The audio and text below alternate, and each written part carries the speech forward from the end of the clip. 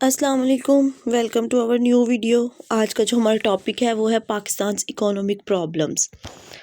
चूँकि हम ये देख के ना सिर्फ करंट सिनेरियोज़ में बल्कि पाकिस्तान की जो 75 ईयर्स हिस्ट्री है, ऑलमोस्ट 75 ईयर्स हिस्ट्री है, यानी कि अगर हम कहें कि from the day one Pakistan के जो बड़े प्रॉब्लम्स फेस करने पड़ रहे हैं उसमें से सबसे मेजर प्रॉब्लम जो है ना वो इकोनॉमिक प्रॉब्लम्स हैं। पाकिस्तान की इकोनॉमी हमेशा से फ्लक्चुएट करती आई है और हम ये भी देखते हैं कि एक चीज़ जो नोटेबल है, पाकिस्तान इस हवाले से बड़ा यूनिक मुल्क है कि टेक्स्ट बुक में मौजूद तमाम इकोनॉमिक जो मॉडल्स हैं वो इस पे अप्लाई किए जा चुके हैं।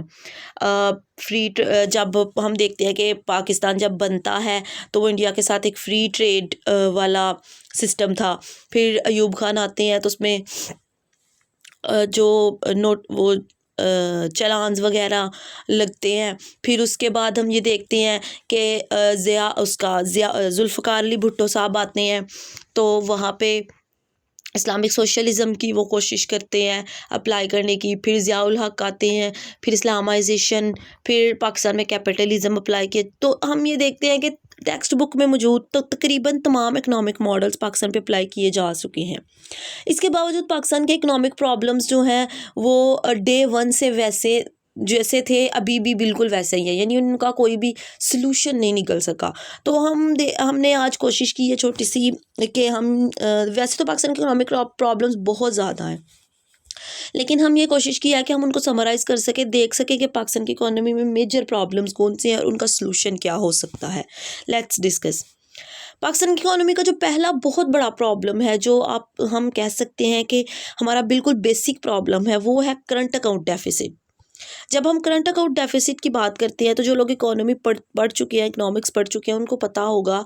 और जो नहीं पढ़े, जिन्होंने इकोनॉमी की टर्म्स नहीं पढ़ी, उनके लिए मैं ये एक्सप्लेन कर देती हूँ कि जब हम करंट अकाउंट डेफिसिट कहते हैं तो उससे मुराद हमारी ये होती है कि किसी भी मुल्क की के एक्सपेंडिचर्स बहुत ज़्यादा हैं और एक्सपेंडिचर्स के मुकाबले में उसकी जो इनकम है वो कम है। इससे भी ज़्यादा सिंपल वे में अगर हम कहें तो हम ये कह सकते हैं कि उस मुल्क की इंपोर्ट्स बहुत ज़्यादा हैं और एक्सपोर्ट्स बहुत कम है। जब किसी भी कंट्री की इंपोर्ट्स एक्सपोर्ट्स के मुकाबले में ज़्यादा होती हैं तो हम ये कहते हैं कि ये करंट अकाउंट डेफिसिट का शिकार है। और पाकिस्तान के केस में हम देखते हैं कि बहुत ज़्यादा करंट अकाउंट डेफिसिट बहुत बड़ा है। पाकिस्तान की इंपोर्ट्स बहुत ज़्यादा है और एक्सपोर्ट्स जो है वो बहुत कम है। दूसरा मेजर प्रॉब्लम जो पाकिस्तान की इकोनॉमी को फेस करना पड़ा है वो है इंटरेस्ट पेमेंट्स। हम अपने इकोनॉमिक प्रॉब्लम्स को हल करने के लिए, इकोनॉमिक गैप्स को कवर करने के लिए हम लोन्स लेते हैं, इंटरनेशनल लोन्स लेते हैं और नेशनल लोन्स भी लेते हैं। हमारी गवर्नमेंट जो है वो IMF और वर्ल्ड बैंक दूसरे इंटरनेशनल अदारों से लोन्स लेती है और उसके अलावा नेशनल सतह पे जो प्राइवेट बैंक्स हैं उनसे लोन लिया जाता है। जब उनसे हम लोन लेते हैं तो ज़ाहिर है वो जो लोन्स हैं वो एक इंटरेस्ट बेस्ड होते हैं। फिर उस लोन पे करना, फिर उसके साथ इंटरेस्ट पे करना, फिर उस लोन को पे करने के लिए हम और लोन्स लेते हैं। इस तरह लोन्स तो बढ़ते हैं, साथ में उनकी इंटरेस्ट पेमेंट्स भी बढ़ती जाती हैं। तो पाकिस्तान की इकोनॉमी के ऊपर एक बहुत बड़ा बोझ है कि इसको एक बहुत हाई जो पेमेंट्स हैं वो इंटरेस्ट की मद में पे करनी पड़ रही है। तीसरा बहुत मेजर प्रॉब्लम ये है कि पाकिस्तान के अंदर इन्वेस्टमेंट बिल्कुल ना होने के बराबर है। हम नेशनल इन्वेस्टमेंट्स की बात करें, हम इंटरनेशनल फॉरेन इन्वेस्टमेंट्स की बात करें, पाकिस्तान के अंदर इन्वेस्टर्स जो है वो इन्वेस्ट करना पसंद नहीं करते। उसकी वजह जो है वो हम सब जानते हैं कि पाकिस्तान के अंदर मौजूद पॉलिटिकल इंस्टेबिलिटी है, यहाँ पे मौजूद करप्शन के प्रॉब्लम्स हैं, एडमिनिस्ट्रेटिव प्रॉब्लम्स हैं, गवर्नेंस प्रॉब्लम्स हैं। इन सारे प्रॉब्लम्स की वजह से इन्वेस्टर्स जो हैं वो पाकिस्तान के अंदर इन्वेस्ट करने में डर का शिकार रहते हैं। उनको ऐसा लगता है कि अगर उन्होंने यहाँ पे इन्वेस्ट किया तो उनको अपनी इन्वेस्टमेंट का उस तरह से पे बैक नहीं मिलेगा। और दूसरी चीज़ ये कि उनको उनकी जो इन्वेस्टमेंट है वो सिक्योरिटी प्रॉब्लम्स की वजह से ज़ाया भी हो सकती है। तो ये सारी चीज़ें मिलके जो है वो इन्वेस्टमेंट्स को पाकिस्तान के अंदर बिल्कुल ना होने के बराबर कर रही हैं। तो इन्वेस्टमेंट ज़ाहिर है, जिस जगह पे इन्वेस्टमेंट नहीं होगी वहाँ पे बिज़नेस रन अप नहीं करेगा, और जब बिज़नेस रन नहीं करेगा तो एक्सपोर्ट्स नहीं बढ़ेंगी, एक्सपोर्ट्स नहीं बढ़ेंगी तो यकीनन वो मुल्क करंट अकाउंट डेफिसिट में चला जाएगा। पाकिस्तान की इकोनॉमी का चौथा बड़ा प्रॉब्लम जो है वो है एड्स एंड ग्रांट्स। हम लोग पाकिस्तान की हिस्ट्री में हम लोग देखते हैं कि हम लोगों ने इन्वेस्टमेंट, फॉरेन इन्वेस्टमेंट से ज़्यादा foreign aids and foreign grants के ऊपर रिलाई किया है। अब एड्स का तो चले इतना नहीं है, लेकिन जब किसी भी जगह से ग्रांट आती है तो उसके बदले में हमें उसकी एक पॉलिटिकल पे बैक करना पड़ता है, एक पॉलिटिकल उसकी आप कह लेंगे प्राइस पे करनी पड़ती है। उसका फिर डायरेक्ट असर पाकिस्तान के दूसरे इकोनॉमिक चीज़ों पे भी आता है, ट्रेड पे आता है, पाकिस्तान की जो करेंसी है उस पे आता है। ठीक है, तो जो एड्स एंड ग्रांट्स हैं ये भी पाकिस्तान के लिए की इकोनॉमी के लिए एक मेजर जो आप कह लें बर्डन साबित हो रही हैं। जाहिर है अगर तो इन्वेस्टमेंट होगी तो इन्वेस्टमेंट के ज़ाहिर है जो इन्वेस्ट करेगा पाकिस्तान में उसको भी फ़ायदा है और पाकिस्तान की इकोनॉमी को भी उसका फ़ायदा होगा। लेकिन ग्रांट्स की शक्ल में चूँकि एक कोई भी प्लेटफॉर्म जो आपको ग्रांट दे रहा है उसके बदले में आपको उसको कुछ ना कुछ पे ऑफ करना पड़ता है, और जो वो पे ऑफ पाकिस्तान करता है वो ज़्यादातर हमारे पॉलिटिकल होती है, पॉलिटिकल हवाले से प्राइसेस होती हैं, पॉलिटिकल प्राइस पे करनी पड़ती है, और उसका डायरेक्ट इम्पैक्ट पाकिस्तान की इकोनॉमी के दूसरे चीज़ों पे भी आता है। एक और प्रॉब्लम जो पाकिस्तान का बहुत बड़ा है वो है लो डिविडेंसेस है। लो डिविडेंसेस हैं, बहुत ज़्यादा लो है। हम जो है स्टेट बैंक ऑफ पाकिस्तान के प्लेटफॉर्म से गाहे बगाहे पाकिस्तान इंटरनेशनल सतह पे बॉन्ड्स लॉन्च करता है, लेकिन कोई भी इन्वेस्टर पाकिस्तान के बॉन्ड्स में उस तरह से इंटरेस्ट नहीं लेता, या हम कह लें कि पाकिस्तान के बॉन्ड्स को, पाकिस्तान के इस तरह के ट्रांजैक्शन को उस तरह से अहमियत नहीं दी जाती, क्योंकि ये चीज़ इंटरनेशनली लेवल पे बोली जाती है या समझी जाती है कि पाकिस्तान जैसा एक कंट्री जहाँ पे पॉलिटिकल इंस्टेबिलिटी बहुत ज़्यादा है, जहाँ पे गवर्नेंस स्टेबल नहीं है, जहाँ पे करप्शन बहुत ज़्यादा है, वहाँ पे उनके जो बॉन्ड्स हैं अगर वो कोई ख़रीदेगा भी तो उसका उनको अल्टरनेटिवली पे बहुत कम मिलेगा या फिर ना होने के बराबर मिलेगा। ठीक है, अब ये तो सारे ऐसे प्रॉब्लम्स थे जो कि ट्रेड के हवाले से या इंटरनेशनल प्लेटफॉर्म्स के हवाले से आ रहे थे। कुछ प्रॉब्लम्स पाकिस्तान के ऐसे भी हैं, पाकिस्तान की इकोनॉमी के, जो कि नेशनल लेवल पे हैं और उनका पाकिस्तान की इकोनॉमी पे बहुत बुरा इफेक्ट आ रहा है।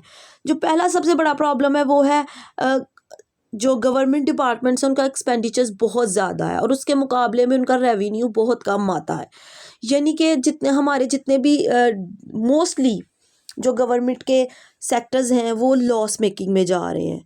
हम पीआईए की एग्जांपल ले लेते हैं, हम पाकिस्तान रेलवेज़ की एग्जांपल ले लेते हैं, उनके एक्सपेंडिचर्स बहुत ज़्यादा है। ज़ाहिर है उनके जो एम्प्लॉयज़ को पे करना, फिर बाकी सारी फैसिलिटीज़ के लिए भी गवर्नमेंट को पे करना पड़ता है, जो एनर्जी यूज़ होती है उसके लिए, फिर जो एम्प्लॉयज़ हैं उनकी पेमेंट्स, उनके बाकी सारे एक्सपेंडिचर्स। तो पाकिस्तान के अंदर जो गवर्नमेंट डिपार्टमेंट्स हैं वो बहुत हाई एक्सपेंडिचर्स हैं और पाकिस्तान की इकोनॉमी के अंदर ऊपर ये एक बहुत बड़ा बोझ है।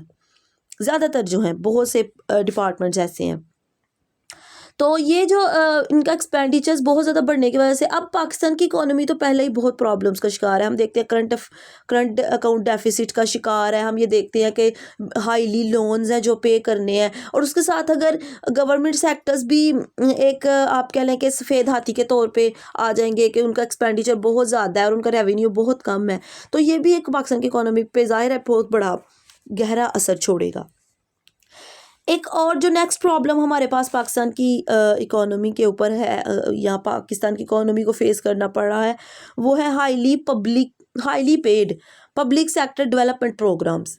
ज़ाहिर गवर्नमेंट को डेवलपमेंट प्रोग्राम्स के लिए स्टेट के लिए डेवलपमेंट प्रोग्राम्स लॉन्च करने पड़ते हैं, तो लेकिन ये जो पब्लिक सेक्टर डेवलपमेंट प्रोग्राम्स होते हैं ये बहुत हाईली पेड होती हैं, यानी कि इसके लिए गवर्नमेंट को बहुत ज़्यादा पे करना पड़ता है, बहुत ज़्यादा पैसा लगाना पड़ता है। लेकिन हम भी देखते हैं कि वो पैसा आ कहाँ से। बेसिक जो प्रॉब्लम पाकिस्तान की इकोनॉमी में है, एक्सपेंडिचर्स बहुत ज़्यादा हैं लेकिन पैसा आ नहीं रहा, गवर्नमेंट की इनकम बहुत कम है, करंट अकाउंट डेफिसिट है। जिस कंट्री की एक्सपोर्ट्स कम हो इम्पोर्ट्स से, ज़ाहिर है वो उसके अंदर इनकम तो नहीं आएगी, बहुत कम आएगी। तो जब गवर्नमेंट को इन डेवलपमेंट प्रोग्राम्स के लिए भी बहुत ज़्यादा हाई पे करना पड़ता है, तो ये डेवलपमेंट प्रोग्राम्स जो हैं ये फ़ायदे की बजाय गवर्नमेंट के लिए एक बहुत बड़ा नुकसान बन जाते हैं। ठीक है, एक और प्रॉब्लम जो पाकिस्तान की इकोनॉमी को रिसेंटली कुछ ईयर्स से फेस करना पड़ रहा है, जो ज़्यादा पुराना प्रॉब्लम नहीं है हिस्टोरिकली, ये जो प्रॉब्लम है ये स्टार्ट हुआ 2016 जब 18th अमेंडमेंट की गई। तो यहाँ पे I thought, I am sorry if I am not wrong, ये 2016 में या फिर 2013 में की गई थी। तो प्रॉब्लम ये है कि गवर्नमेंट को बहुत बड़ा एक्सपेंडिचर्स जो है, बहुत बड़ा रेवेन्यू का हिस्सा जो है वो प्रोविंसेस को ट्रांसफरेबल फंड्स की सूरत में पे करना पड़ता है। ठीक है, एक बड़ा हिस्सा इकोनॉमी का गवर्नमेंट को प्रोविंसेस को पे करना पड़ता है, उनको देना पड़ता है। तो इससे क्या हो रहा है कि बजाय इसके कि होता कि प्रोविंसेस जो हैं वो अपनी रेवेन्यू का एक बड़ा हिस्सा फेडरल के साथ मिल के चलते, या फिर फेडरल के साथ जो है वो एज अ पार्टनर काम करते, प्रोविंसेस जो हैं 18 अमेंडमेंट के बाद फेडरल के ऊपर एक बोझ बने हुए हैं। ठीक है, एक और प्रॉब्लम जो पाकिस्तान के अंदर, जो कि it's one of the basic economic problems of Pakistan, के पाकिस्तान का डिफेंस बजट बहुत हाई है। पाकिस्तान एक ऐसा कंट्री है जो कि डिफेंस कंसर्न्ड है। ठीक है, पाकिस्तान के मेजर प्रॉब्लम्स में एक बहुत बड़ा प्रॉब्लम हमें नज़र आता है कि वो पाकिस्तान की सिक्योरिटी है, और फिर इंटरनल सिक्योरिटी और एक्सटर्नल सिक्योरिटी दोनों प्रॉब्लम्स पाई जाती हैं पाकिस्तान के अंदर। हम देखें तो बहुत से जो एक्सट्रीमिस्ट और टेररिस्ट ग्रुप्स हैं वो हमें राइज़ करते हुए हमेशा से पाकिस्तान की हिस्ट्री के अंदर एक लॉन्ग लास्टिंग हिस्ट्री है कि वो हमें इंटरनल सिक्योरिटी प्रॉब्लम्स का सामना करना पड़ता है। उसमें कुछ टेररिस्ट ग्रुप्स राइज़ करते हैं, बलोचिस्तान इंसर्जेंसी है, उसमें हम देखते हैं कि कुछ पीस के इश्यूज़ हैं, कुछ क्राइम रेट बहुत बढ़ता जा रहा है। लेकिन उसके साथ साथ हम देखते हैं कि पाकिस्तान के अंदर जो है पाकिस्तान को एक्सटर्नल सिक्योरिटी प्रॉब्लम्स को भी बहुत ज़्यादा फेस करना पड़ रहा है। हमारे जो दोनों तरफ हमारे ईस्ट में जो इंडिया है उसके साथ तो हम जानते हैं हमारे हिस्टोरिकली बहुत कशीदा ताल्लुकात रहे हैं। फिर उसमें एक मसला कश्मीर है, फिर हम ये देखते हैं अफ़गानिस्तान के साथ हमारे ताल्लुकात बहुत कशीदा रहे हैं और मज़ीद कशीदा होते तो इसके लिए ये है कि हमें बहुत अपना जो बजट है उसका एक बहुत बड़ा हिस्सा डिफेंस को पे करना पड़ता है। तो पाकिस्तान जैसे कंट्रीज़ के लिए जो कि करंट अकाउंट डेफिसिट का शिकार हो, जहाँ पे रेवेन्यू बहुत कम आ रहा हो, तो वहाँ पे डिफेंस जो है वो एक फ़ायदे की बजाय जो स्टेट है उसके ऊपर एक बोझ बन जाता है। ठीक है, एक और प्रॉब्लम जो पाकिस्तान के साथ एसोसिएटेड है, पाकिस्तान की इकोनॉमी के साथ, वो है high page and pensions. Pakistan को अपने गवर्नमेंट को अपने एम्प्लॉयज़ को हर महीने जो है वो पेंशन्स और पेज की शक्ल में बहुत ज़्यादा पे करना पड़ता है। और उसके मुकाबले में जैसा कि हम बात कर चुके हैं कि वही अदारे जिनको हम जिनके एम्प्लॉयज़ को पे कर रहे हैं और जिनके एम्प्लॉयज़ को हम पेंशन्स की और की सैलरीज़ की शक्ल में पे कर रहे हैं, वही अदारे हमारे लिए लॉस मेकिंग में जा रहे हैं। ठीक है, उनका अपना रेवेन्यू बहुत कम है। एक और जो प्रॉब्लम पाकिस्तान की इकोनॉमी में पाया जाता है वो है सब्सिडीज़ जो है, जब उनको हम स्टडी करते हैं तो हम ये देखते हैं कि सब्सिडीज़ फ़ायदेमंद तो होती हैं, लेकिन तब जब सब्सिडीज़ का असर डायरेक्ट पब्लिक पे जा रहा हो। पाकिस्तान के अंदर प्रॉब्लम ये है कि सब्सिडीज़ का फ़ायदा जो है ना वो आम आवाम को नहीं जाता, बल्कि वो स्टेक होल्डर्स को जाता है। फॉर एग्ज़ाम्पल अगर हम पेट्रोल पे सब्सिडी दे रहे हैं तो उसका बहुत कम फ़ायदा आम आवाम को जाएगा लेकिन बहुत कम जाएगा। और पाकिस्तान के अंदर जो सिस्टम ऐसा है कि उसका सारे का सारा फ़ायदा जो सरमायाकार है उसके ऊपर पास जाता है। ठीक है, तो ये सब्सिडीज़ जो है ये पाकिस्तान की इकोनॉमी को फ़ायदा देने की बजाय उल्टा इसके ऊपर बोझ बन रही हैं। अच्छा, पाकिस्तान का एक इंटरनल प्रॉब्लम लो रेवेन्यू का है, और ये एक पाकिस्तान के चंद बेसिक प्रॉब्लम, जैसे हम देखते हैं कि करंट अकाउंट डेफिसिट पाकिस्तान का चंद एक बेसिक प्रॉब्लम्स में से एक है। लो रेवेन्यू पाकिस्तान की इकोनॉमी के बेसिक प्रॉब्लम्स में से एक है। पाकिस्तान के अंदर टैक्स कलेक्शन बहुत कम है, और आप ये कह लें कि ज़ाहिर है पब्लिक के एक्सपेंडिचर्स बहुत ज़्यादा हैं। अब टैक्स कलेक्शन के हवाले से अगर हम बात करें तो पाकिस्तान के अंदर टैक्सेस के हवाले से 3 मेजर प्रॉब्लम्स चल रही हैं। पहली तो ये है कि टैक्सेस बहुत ज़्यादा हाई हैं, बहुत ज़्यादा, और जो जीडीपी के मुकाबले में हम देखें तो टैक्सेस बहुत ज़्यादा हाई हैं, लोगों की इनकम उतनी नहीं है जितने टैक्सेस हैं। और दूसरा जो एक बहुत बड़ा प्रॉब्लम है वो ये है कि पाकिस्तान के अंदर जो टैक्स कलेक्ट करने वाली एजेंसीज़ हैं वो बहुत ज़्यादा हैं, यानी कि एक सिंगल स्ट्रक्चर नहीं है, एक सिंगल बॉडी नहीं है, एक सिंगल एजेंसी नहीं है। और तीसरा एक प्रॉब्लम पाकिस्तान में रेवेन्यू में ये है कि ग्रोथ, पाकिस्तान के अंदर इकोनॉमिक ग्रोथ बहुत कम है। तो ये एक और प्रॉब्लम जो है वो ये है कि हमारे जितने भी लॉस मेकिंग लो परफॉर्मिंग इंस्टीट्यूट्स हैं उनकी हम प्राइवेटाइजेशन नहीं करते। स्टील मिल की बात करें हम फॉर एग्जांपल, तो इतने सालों से अगर हम कहें कि स्टील मिल बंद पड़ी हुई है और आप उसके जो हैं वो एम्प्लॉयज़ को पे भी कर रहे हैं, उसके बाद सारे एक्सपेंडिचर्स भी भर रहे हैं, तो उससे बेहतर है कि उसको प्राइवेटाइज़ कर दिया जाए। सो प्राइवेटाइजेशन जो है वो पाकिस्तान का एक मेजर इशू है कि हम अपने लॉस मेकिंग अदारों की प्राइवेटाइजेशन नहीं करते। ठीक है, कोशिश की गई है पाकिस्तान में, तकरीबन हर गवर्नमेंट ने कुछ अदारों की प्राइवेटाइजेशन करने की कोशिश की गई है, लेकिन हम टोटली उसमें जो है वो नाकाम ही रहे हैं। यानी कि पाकिस्तान में वो पॉलिटिकल इंस्टेबिलिटी की वजह से प्रोजेक्ट जो प्राइवेटाइजेशन है वो भी पाकिस्तान को कोई फ़ायदा नहीं देती। फिर एक और बहुत बड़ा प्रॉब्लम ये है कि हम बोरोइंग्स लेते हैं, लोन्स लेते हैं, लेकिन हम उन लोन्स का मिस यूज़ करते हैं, ऐसी जगहों पे यूज़ कर देते हैं जहाँ पे यूज़ करना बनता नहीं है, और उन लोन्स को हम ऐसी जगह पे यूज़ कर देते हैं जो कि साल हर साल हमें प्रॉफिट नहीं देती, जो साल हर साल हमें रेवेन्यू नहीं देती। ठीक है, सो उन लोन्स को पे करने के लिए हम और लोन लेते हैं, फिर और लोन लेते हैं।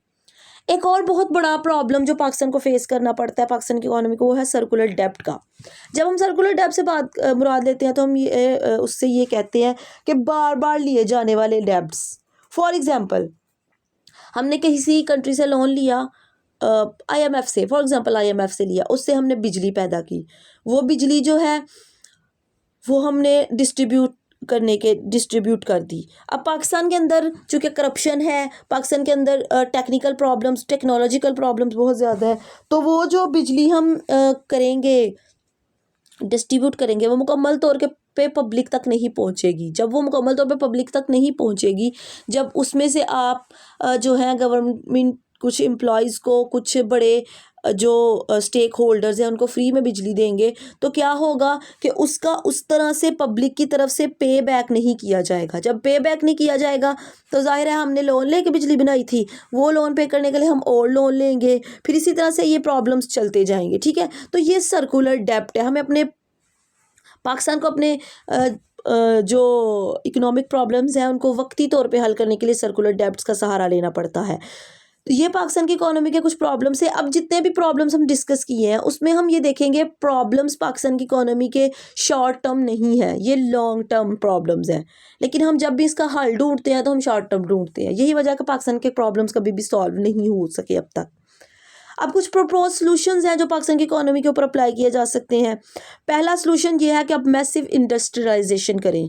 जब आप इंडस्ट्रियलाइजेशन की तरफ आएंगे तो हम ये देखेंगे कि पाकिस्तान जो कोई भी कंट्री है वो जब इंडस्ट्रियलाइजेशन की तरफ आता है तो उसका रेवेन्यू बढ़ता है, उसकी एक्सपोर्ट्स बढ़ती हैं। जब उसकी एक्सपोर्ट्स बढ़ती हैं तो उसकी इंपोर्ट्स ऑटोमेटिकली कम हो जाती हैं। जब एक ऑटोमेटिकली इंपोर्ट्स कम होती हैं तो एक बैलेंस ऑफ पेमेंट आता है, करंट अकाउंट डेफिसिट्स के मुल्क निकलता हुआ बैलेंस ऑफ पेमेंट की तरफ आना शुरू हो जाता है।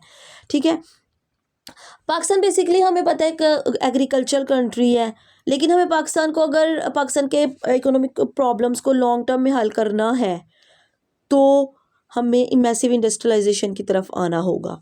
दूसरा स्टेप जो हम ले सकते हैं वो ले सकते हैं स्किल्स एक्सपोर्ट का।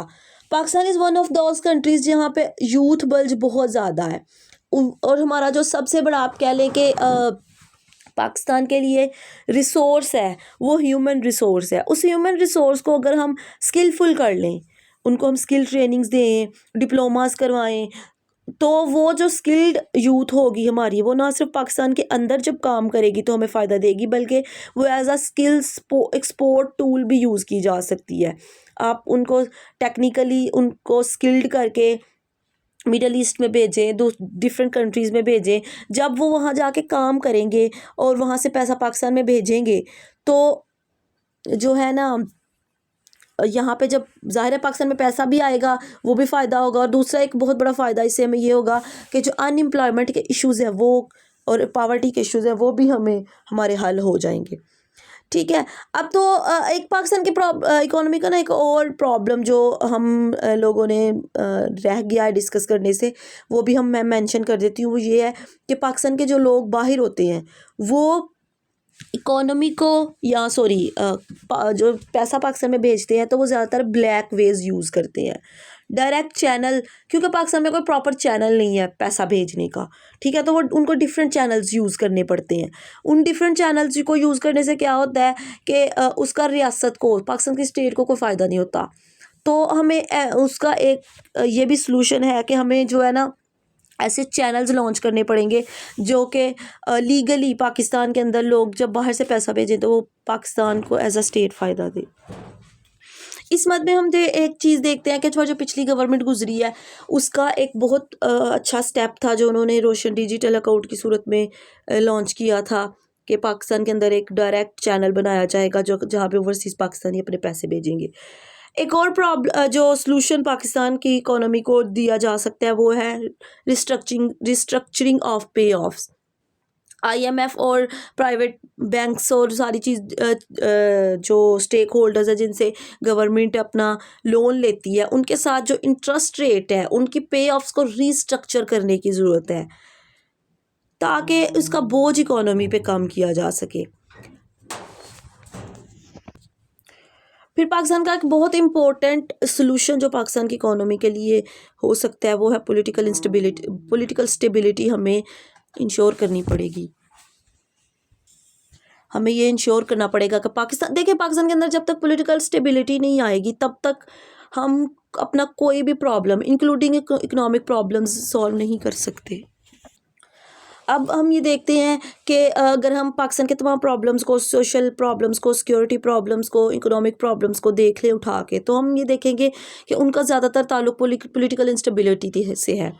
एक गवर्नमेंट आती है उसके बाद दूसरी आती है, वो जो प्रोजेक्ट्स एक गवर्नमेंट ने शुरू की होती हैं वो दूसरे उसको चेंज करके कोई और मॉडल ले आती है, कोई और प्रोजेक्ट्स लॉन्च कर देती है। इस तरह से ये बढ़ता बढ़ता प्रॉब्लम्स जो है ना वो बढ़ता जाता है। तो इकोनॉमिक प्रॉब्लम्स को सॉल्व करने के लिए ज़रूरी है कि पाकिस्तान में पॉलिटिकल स्टेबिलिटी हो। फिर ये है कि एड्स एंड ग्रांट्स की बजाय हमें पाकिस्तान में इन्वेस्टमेंट और ट्रेड को जो है वो लाना पड़ेगा, इन्वेस्टर्स को कॉन्फिडेंस देना पड़ेगा और उसके लिए अगेन हमें पॉलिटिकल स्टेबिलिटी को इंश्योर करना पड़ेगा ताकि लोग बाहर से भी पाकिस्तान में इन्वेस्टमेंट करें और पाकिस्तान के अंदर से भी जो है वो इन्वेस्टमेंट की जाए। गवर्नमेंट इंस्टीट्यूट्स को रिफॉर्म्स करने की ज़रूरत है। एक हम उसको हम कह सकते हैं कि परफॉर्मेंस बेस्ड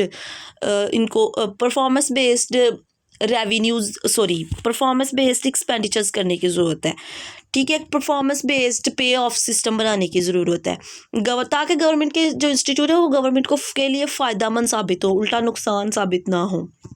ठीक है, अब हमने एक बात की थी कि पाकिस्तान के अंदर जो पब्लिक सेक्टर डेवलपमेंट प्रोग्राम्स हैं वो बहुत हाईली पेड हैं, तो उसको प्रॉब्लम्स को हल करने के लिए ज़रूरी है कि हम पब्लिक प्राइवेट पार्टनरशिप को इंश्योर करें।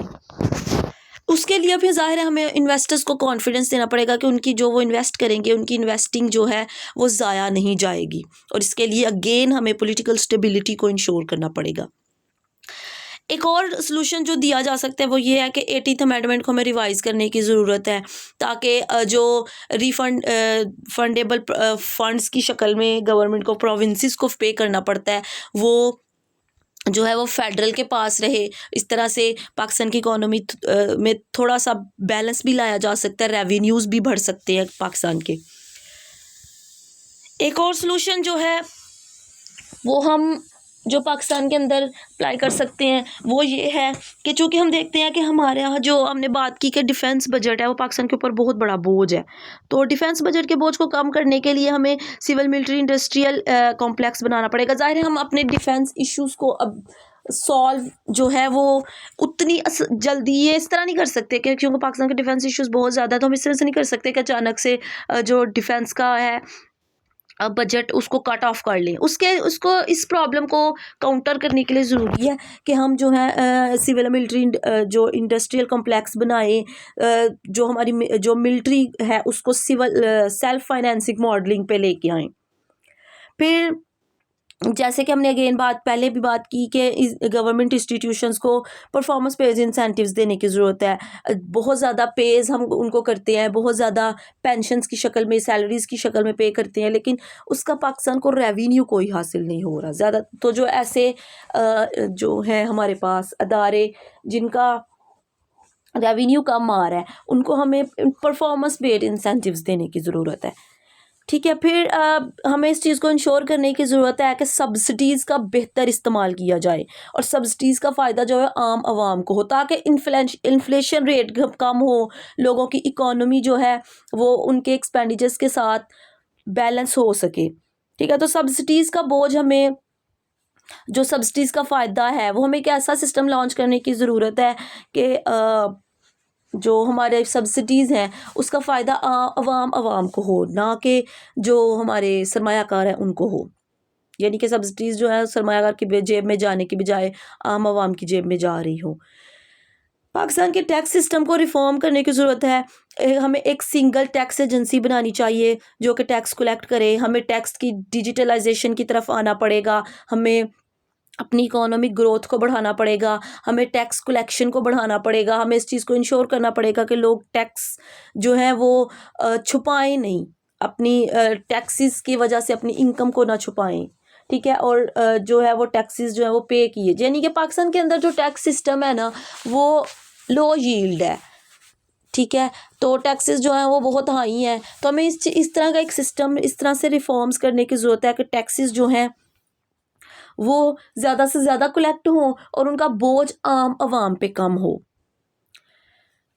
जो सिक यूनिट्स हैं उनकी हमें प्राइवेटाइजेशन करने की ज़रूरत है। ये एक बहुत बड़ा स्टेप साबित हो सकता है। वो यूनिट्स जो कि आपके लिए एक सफ़ेद जो काला हाथी बन रहे हैं, यानी कि जो आपको कोई फ़ायदा नहीं दे रहे, तो उसके लिए आपको ज़रूरत है कि उनकी हम प्राइवेटाइजेशन कर दें। जब हम उनकी प्राइवेटाइजेशन करेंगे, उनके ऊपर प्राइवेट इन्वेस्टमेंट्स होंगी, तो यकीनन वो जो है, एक तो उसमें दो चीज़ें आएंगी। एक तो हमारा रेवेन्यू बढ़ेगा, दूसरी ये होगा कि पाकिस्तान की जो इकोनॉमी के ऊपर बोझ है सिविल गवर्नमेंट एक्सपेंडिचर्स का, वो भी कम हो जाएगा। पाकिस्तान के अंदर हमें फिजिकल डिसिप्लिन लाने की ज़रूरत है। इस तरह के लॉज एंड ऑर्डर्स को मेंटेन करने की ज़रूरत है, ताकि पाकिस्तान के अंदर जो है वो फिजिकल क्राइम्स को कम किया जा सके, पाकिस्तान की जो इकोनॉमी है उसके ऊपर बोझ को कम किया जा सके।